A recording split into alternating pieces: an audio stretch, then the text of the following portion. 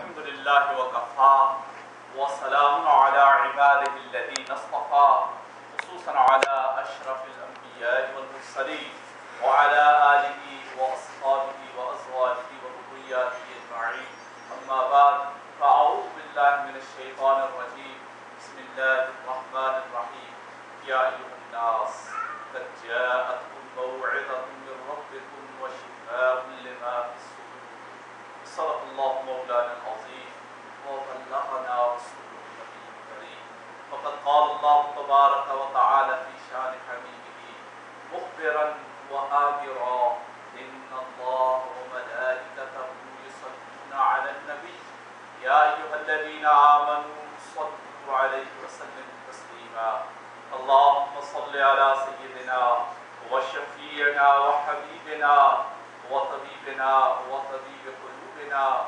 وملجأنا ومأوانا محمد المبارك وسلم وصلي عليه. My respected elders, brothers, sisters and dear children, Assalamu alaikum wa rahmatullahi wa barakatuh. I'm very delighted to be back once more and to be here in this wonderful masjid and with this wonderful Jumah, and may Allah keep us in that position and in that state of being joyed and happy to see one another and to be delighted in our khullah, in our friendship. Allah subhanahu wa ta'ala is our Khaliq, our creator, and He is our Rabb. And He is such a great creator. Inna Allaha qadimus samawati wal ard. He is the one who invented the heavens and the earth. And He runs everything. And He created the crown of His creation, the best of all His creation, man, and anointed him with the crown of وَلَقَدْ كَرَّمْنَا بَنِي آدَمَ. We have indeed dignified and blessed the children of Adam alayhi salam. This world is full of divine wonders and signs that really dazzle us and put us into a state of awe, really, when we look at them, if we reflect on them. And one of the most complicated, one of the most beautiful machinery that Allah has created is the human being. And this machinery is so powerful that it repairs itself when anything goes wrong with it, and it constantly self-regulates. We get on with more important things in life. We don't have to worry about our internal temperature. There is a thermostat already, very powerful, so sensitive and so powerful that if our body temperature goes above 1 or 2 degrees, you begin to feel the pain and you have to take the paracetamol. Okay? And so Allah has designed this wonderful machinery which works well, and sometimes it goes wrong. And when it goes wrong, it falls ill, it is afflicted with some kind of disease. We then look for cures. We look for healings. And again here, Allah subhanahu wa ta'ala has created the exact remedy and medicine for every physical illness. Okay? And this is why the most complicated kind of cancers are today, we're nearly able to cure them. And very soon, after 10, 15 years, we will have medicine and drugs that are actually tailor-made for our specific diseases. Many of the metabolic diseases, inherited metabolic diseases, will again all be cured, inshallah, with the help of genetic engineering. We can cure our physical illnesses, brothers. And we have wonderful health service. I am talking about particularly in Britain, where we have to pay around about £2,000 for it, whether we use it or not, annually. But it does a great and wonderful job in keeping us healthy and fit. And when we fall ill, it for shifa, we look for cure and healings when we fall ill, and it can be healed. And Allah has also created cures for every disease, whether it is a mental disease, whether it is microbial or infectious disease, whether it is cancer, whether it is internal disease, whether it is a genetic disease. There is a cure for it. Brothers and sisters, we human beings are not just afflicted by these physical ailments.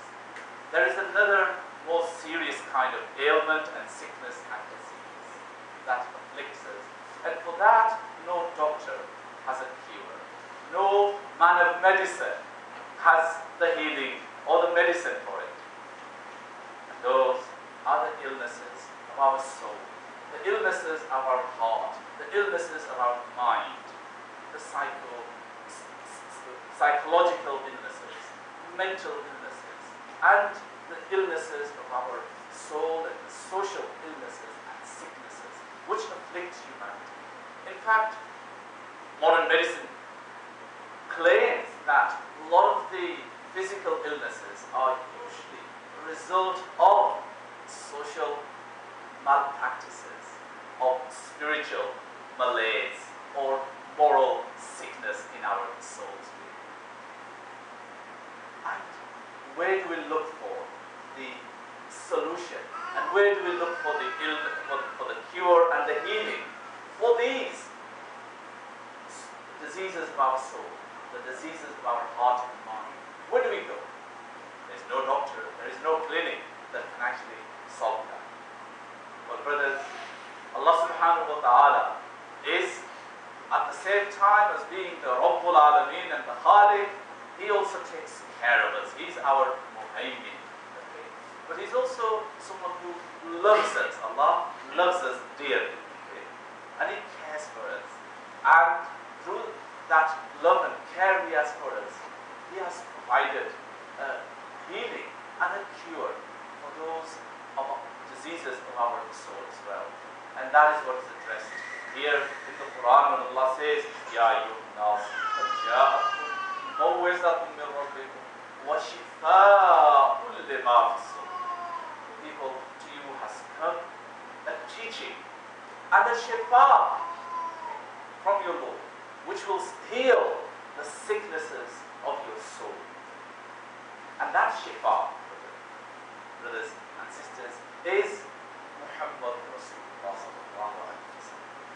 Or let us put it more accurately, it is the teachings of Muhammad Rasulullah sallallahu alaihi wasallam. He has provided us guidelines. He has given us prescriptions. He has given us the solutions to our moral illnesses, to our spiritual malaises, and to our social problems. Muhammad Rasulullah sallallahu alaihi wasallam's teachings in the form of the Lord's Quran, in the form of His Sunnah, in the form of His life and His personality. Fihi shifa. In it is a shifa, really. And there's a very beautiful book, perhaps a book of which there is no other book like. And that is the Shifa of Qazi Iyaz. It is called a Shifa li Ta'arifi Hukuk al-Mustafa, meaning that healing and cure of illnesses comes through knowing and understanding the rights of the chosen one, and the chosen one being Muhammad. I hope you can understand that. Qazi Iyaz is making a huge claim here. The claim is that Shifa, the curing, the healing of the sicknesses of your soul, come through ta'arif bi hukuk al-Mustafa, by knowing the rights of the chosen one. What a wonderful claim. And no wonder the ulama throughout the last 900 years have praised this book, have done shuruh on it. I have seen more than 40 commentaries on it, and I'm sure there are many more shuruhs on it. And people have regarded this book as one of the masterpieces of the seerah and masterpiece of our historic record, and the masterpiece in describing the sifat of Rasul sallallahu alaihi wasallam, the beauty and the character of Rasul sallallahu alaihi wasallam.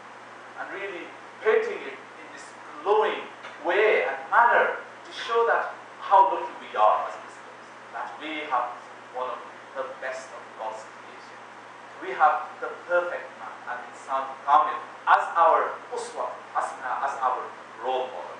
And when we understand him, when we recognize his rights, when we really understand who he is and what we owe to him and what our responsibilities are towards him, Qazi Iyaz claims, you've got your shifa. You have now been cured of the illnesses of the soul, once you understand that. Now let me just sort of unpack what he's actually saying here. And it makes a lot of sense. That is why the greatest ulama of time have taught the Shifa, this wonderful book of Qazi Iyaz, in which he talks about the grandeur, the majesty, the high esteem and the status of Rasulullah sallallahu alaihi wasallam. But it doesn't leave it to that. The point is, he wants the Muslims to really understand what are his rights, what are the rights of the beloved, the chosen one of Allah subhanahu wa ta'ala. What are his huquq, okay? And what are your responsibilities as his followers? And he says, once you understand that, what will happen? You will have the shifa. You will know how to cure. You will become that medical practitioner. You will become that person who will know how to cure the illnesses of the soul, whether they are the moral illnesses, whether they are social problems. You will have the shifa there. And he talks about what are the rights of Rasulullah. And he says, by the ta'rif. Ta'rif means to introduce something, also to understand it and to define it as well. Okay? So the idea is to define the huquq, the rights, what we owe. Okay? What are the dues that Muhammad Rasulullah sallallahu alaihi wasallam deserves? What does he need? What is the duty of those who say La ilaha illallah Muhammadur Rasulullah? So by knowing and understanding the rights of the Al-Mustafa, Mustafa means the chosen one. It derives from the verb Safa, which actually means the pure, and the one who has been purified, and because of his perfection and purification, God then chooses him, selects him, and has made him his Habib, his beloved, his darling, and his Khalil, his friend. So, what is he saying? He's saying that once you understand the huquq of Rasulullah, what are these huquq of Rasulullah sallallahu alaihi wasallam? And here, in his second part of the book, the first part is devoted merely to, completely to the grandeur and the special status of Rasulullah sallallahu alaihi wasallam. That this is a very unique being. God has made him like that, and God talks about him like that in the Quran, and Rasulullah sallallahu alaihi wasallam himself describes himself in this particular way. And it leaves no doubt in anybody's mind about this special nature, this unique position of Rasulullah sallallahu alaihi wasallam as being Sayyid al-Bashar and Sahib al-Jamal. As Sadi said, Ya Sahib al-Jamal, Ya Sayyid al-Bashar, min wajhikal munir laqad nuwwira al-qamar la yumkin